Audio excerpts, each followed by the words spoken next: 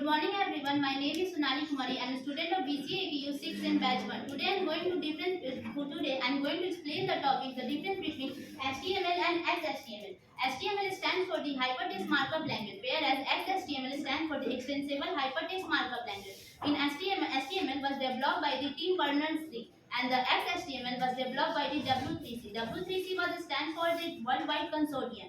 In HTML, it is not necessary to define all the types and attributes. All tags and attributes not defined in it. It is not necessary to define all the tags and attributes in HTML in upper and lower case. But in XHTML, it is necessary to define all the tags and attributes in upper and lower case. In HTML, it is not necessary to define the doc type in top of the program. But in case of XHTML, it is necessary to define doc type in top of the program. In HTML is HTML